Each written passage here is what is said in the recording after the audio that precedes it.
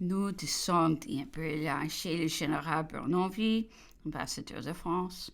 Ses aimables attentions, sa délicate amitié ajouteront plaisir dont cette vie était si brillant théâtre cette année. Pendant ce jeu, le peu fut signé avec la Russie, et ce fut un spectacle assez curieux de voir les brusques empressements des Russes à se rapprocher de nous qu'on peut des jeux. Auparavant, un des membres du corps diplomatique n'aurait pas osé danser. Alors même contre-danse paraissait une femme parce qu'elle était française. J'ai l'honneur d'approcher souvent de la reine, plus respectable encore par ses vertus qu'admirable par sa beauté. Il est impossible de voir une beauté plus touchante et une dignité plus majestueuse. La simplicité de sa vie ajoutait encore un caractère plus sacré au sentiment de vénération qu'on aimait à lui rendre.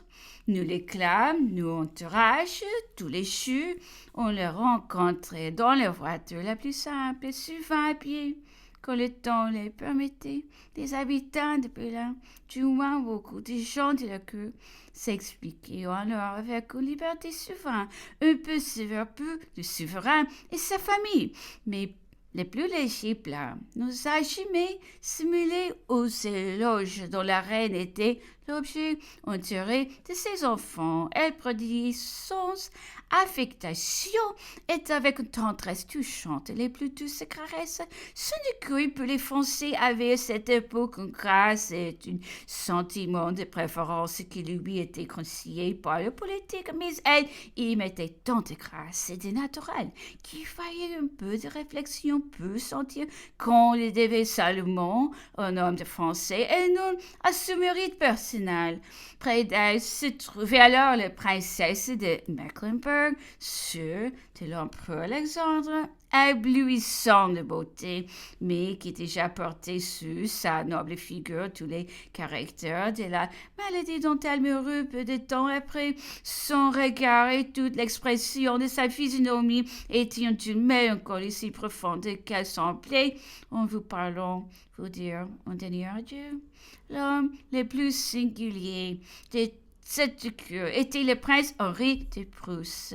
La postérité qui a commencé pour lui et qui justifie tous les éloges de la renommée ne s'est pas trompé sans doute, et je dois respecter son arrêt, mais du moins Berlin ne l'avait pas ratifié. Il était l'objet des plaisanteries les plus piquantes, la considération où il était tombé passé tout ce qu'on peut dire son genre de vie, la bizarrerie de ses goûts, la singularité de son habillement, et avions sans doute beaucoup contribué, mais plus que tout cela, sa haine, qui éclatait par les plus violents sarcasmes contre le grand Frédéric.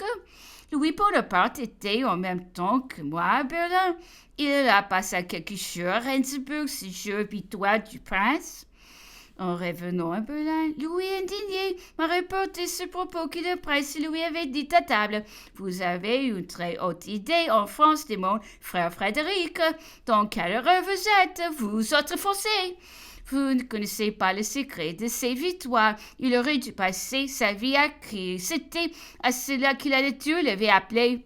Mais traite cette fausse monéticité à Berlin par des gens considérables, les bizarreries les plus étranges pouvant s'allier avec les plus hautes mérites, mais cette haine aveugle, ce besoin de dénigrer une homme si grande à tant de titres et surtout de l'attaquer dans sa gloire la plus légitime. Tout cela n'est ni d'un ami de son pays, ni d'un prince, ni d'un homme de bon sens.